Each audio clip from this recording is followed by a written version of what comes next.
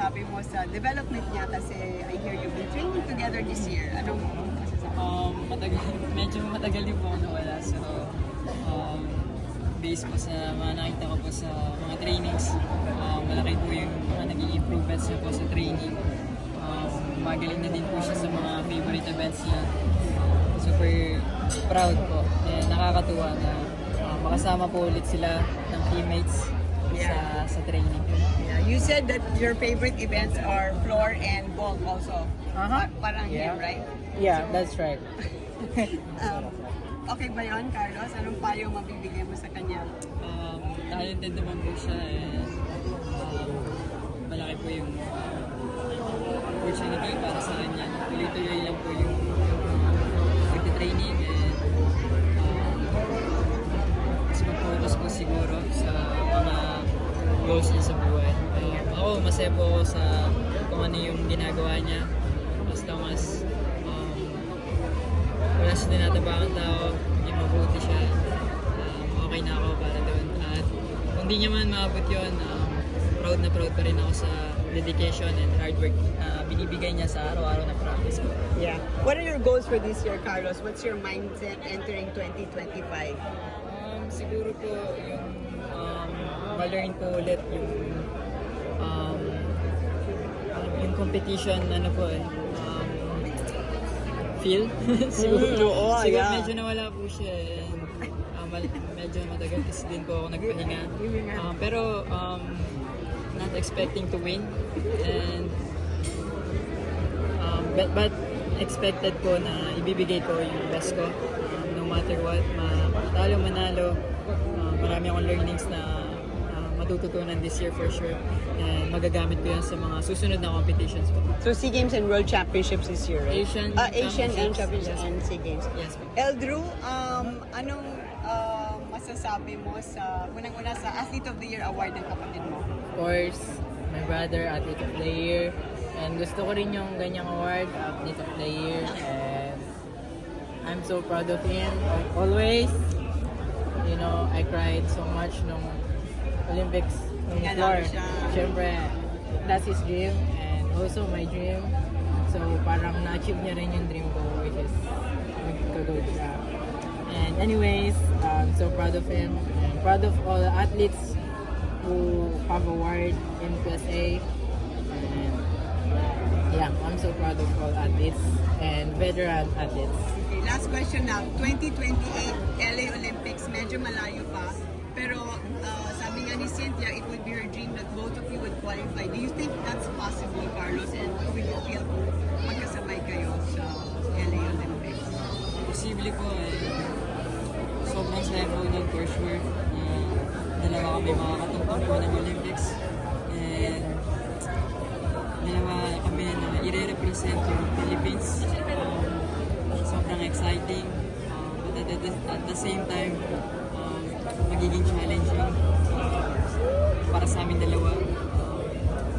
Hindi po madali yung process na pagpasok doon pero nagpe-pray po ako na makapag-qualify po kami dalawa and syempre makapodium finish. Yeah, that would be an amazing dream, no? Of course, Mangyari. it is amazing dream because I will make it everything possible even though it seems impossible, but I will make it to become possible. I will train hard. I will gonna push myself through limits every day to become possible. Last one. Sa mga athletes na nag-aspire na makakuha ng gold medal tulad mo, Carlos, dahil sa lahat ng pinagdaanan mo, anong payo mabibigay mo?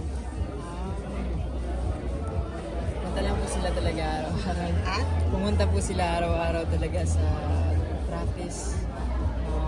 Doesn't matter kung ano yung may bibigay mo that day. Lahat naman po tayo tinatamad. Tao lang tayo.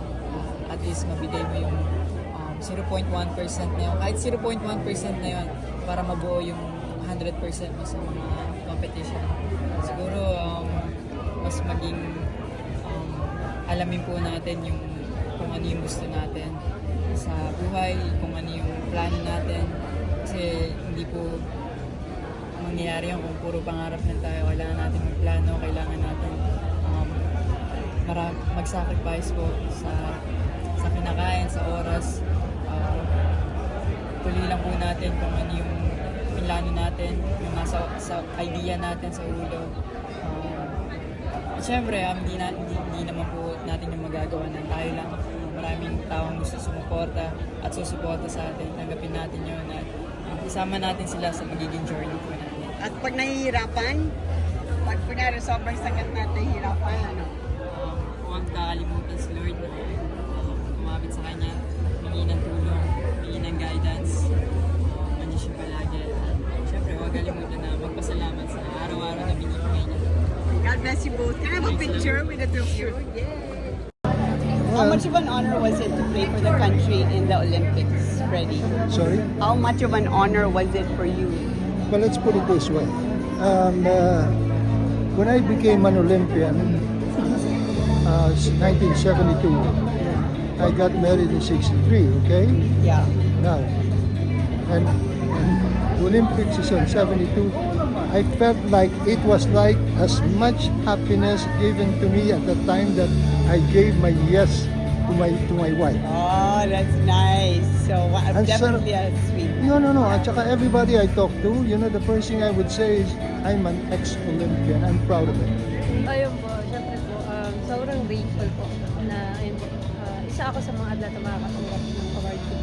Tsaka ito po yung, I think this is the event na nilulook forward po ng mga atleta makatanggap mo ng PSA award. Yeah. Gusto ko talaga makuha yung gintong medalya bago man lang tumigil ako sa pagiging isang atleta po. So, tuloy yung laban sa Olympics.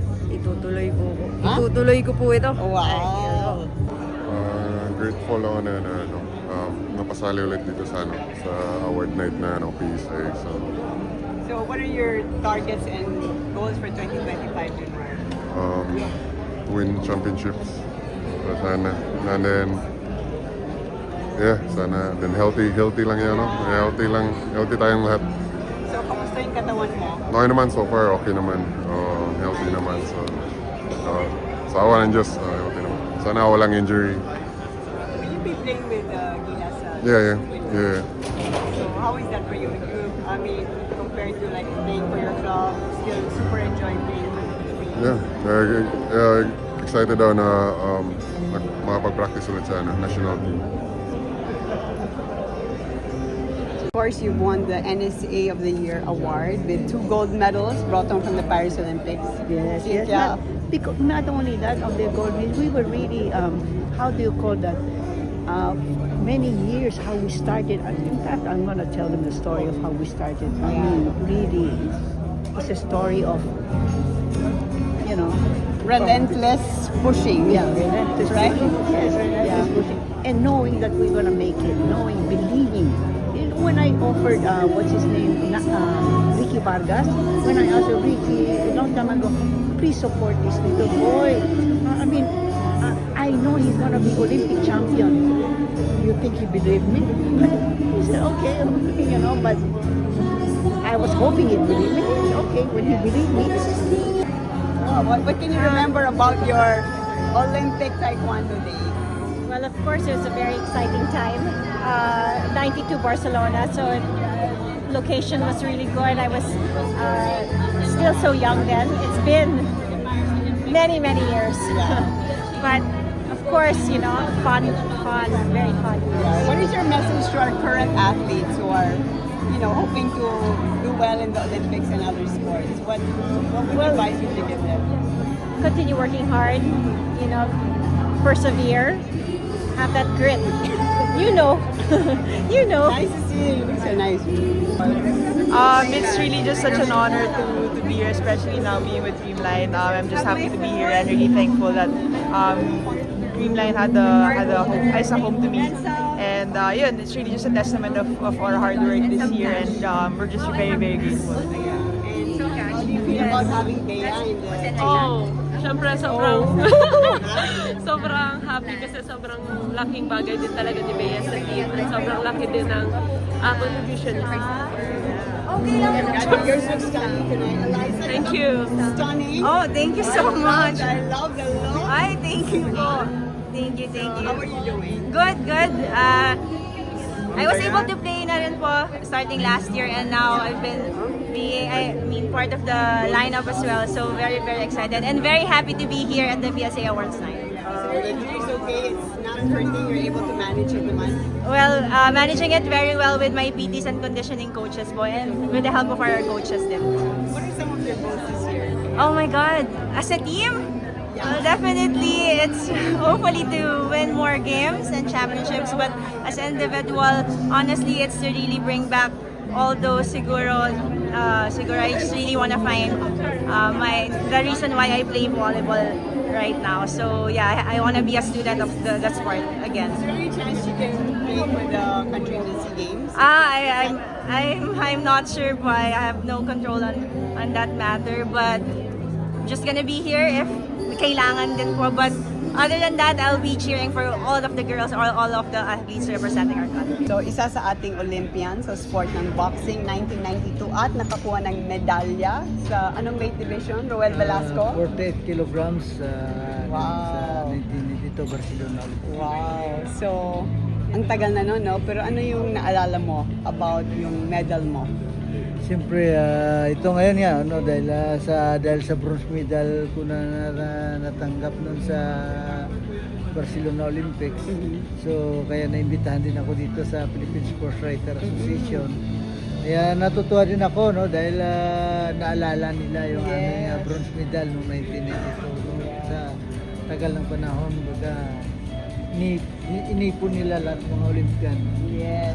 Mula since 1964. Sobrang saya po ako sa sarili ko kasi nakamit ko din yung ganitong award, kaya mas lalong pupursigan ko po lalo yung yung pag-ensayo para mas lalo pong tuloy-tuloy yung tagumpay ko po. May defense ka ba? Opo. Kailan? Sa May pa po. Sa May kalaban ka na? Rematch po ng Japanese po. Kailan? Saan gaganapin? Doon pa rin po sa kanila. Sa Japan pa rin. So, kakayanin mo ulit Opo, another win. pagbubutihan ko po. Okay. God bless. Sige po. Congratulations. Sige po.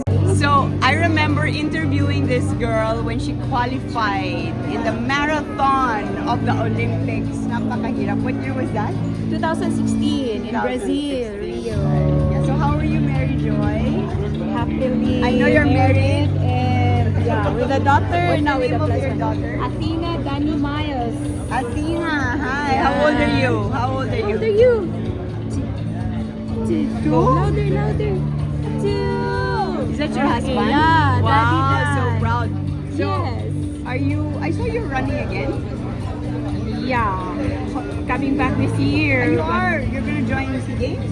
No. Just commercial runs to pabalik lang. Yeah. What about your daughter? Gagawin mo ba siyang runner? Soon. Ay, talaga? She's running with me already. Are you running? Can you show me how you show run? how to run. Show me how you Show run. how to run, Show me babe, how you run. properly.